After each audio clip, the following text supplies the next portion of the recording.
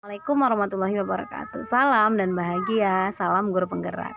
Baik teman-teman, pada kesempatan kali ini saya akan menjawab 5 pertanyaan CGP pada modul 3.3. Yang pertama, bagaimana cara mewujudkan student agency yang mengcover choice dan ownership murid begitu. Apakah mereka diberikan kebebasan tak terbatas dalam menentukan pembelajarannya? Sementara tugas guru adalah mendampingi dan mendorong mereka untuk menuju kodrat kebahagiaan terbaik mereka. Ya, murid dibebaskan untuk mewujudkan student agency tersebut, teman-teman. Kita sebagai guru mendampingi dan mengarahkan apakah suara, pilihan, dan kepemilikan murid dapat dilaksanakan dengan baik atau tidak.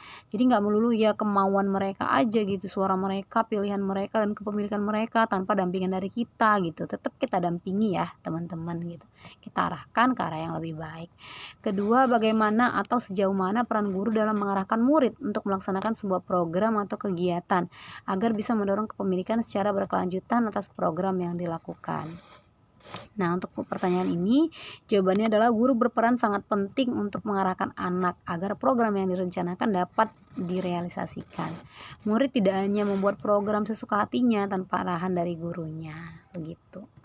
Ketiga, apakah program yang bertujuan menumbuhkan kepemimpinan murid ini harus dilakukan sepenuhnya oleh murid, mulai dari perencanaan, pelaksanaan, dan evaluasi gitu. Kemudian sejauh mana keterlibatan guru dalam program yang akan dilakukan?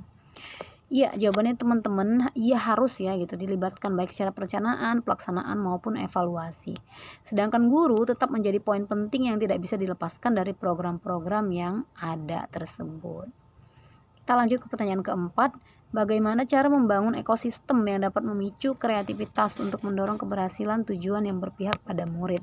Caranya dengan menerapkan student agency tadi gitu. Jika voice, choice, and ownership murid terus-menerus dilakukan, di mana dalam perencanaan, pelaksanaan, dan evaluasi juga bersumber dari murid, maka hasil dari program tersebut tentunya akan berpihak pada murid itu sendiri gitu. Dan juga yang tidak kita sangka-sangka, malah murid itu tercipta gitu inovasi dan kreativitasnya, teman-teman. Kita lanjut ke pertanyaan kelima. Berdasarkan pengalaman saya sebagai guru selama 15 tahun di sekolah, saya sering mengadakan kegiatan atau program baik kokurikuler, ekstrakurikuler maupun intrakurikuler. Menurut saya program tersebut sudah mendengarkan suara murid, pilihan murid, dan kepemilikan murid. Ketika kita bandingkan dengan program atau kegiatan yang tidak mendengarkan suara murid, tidak memperhatikan murid,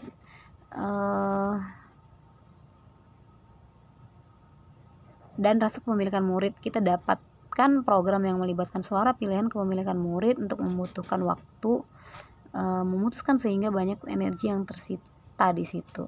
Berbeda dengan program yang tidak melibatkan suara, pilihan, dan kepemilikan murid, program tersebut jauh lebih efektif untuk mengendalikan kegiatan, sehingga beberapa rekan kerja banyak yang memberi masukan ketika program atau kegiatan memilih tidak melibatkan suara, pilihan, dan kepemilikan murid. Menurut Bapak Ibu narasumber instruktur, bagaimana sebaiknya kita menyikapi rekan kerja saya gitu. Oh begitu ya pertanyaannya.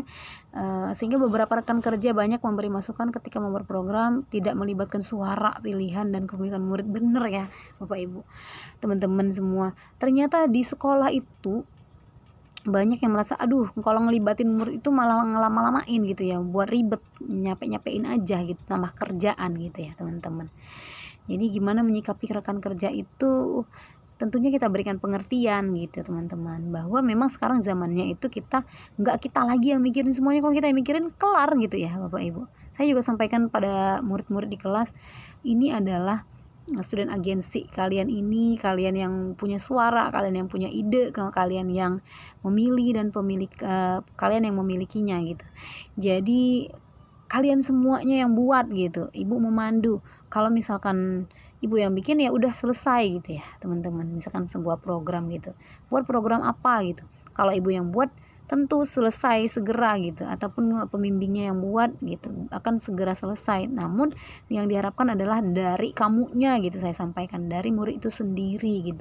Sehingga jika ada teman atau rekan kerja seperti pertanyaan nomor 5 ini yang menyikapinya bahwa kita nggak perlu melibatkan suara, pilihan, dan kepemilikan murid, itu salah gitu teman-teman. Sehingga kita berikan pengertian.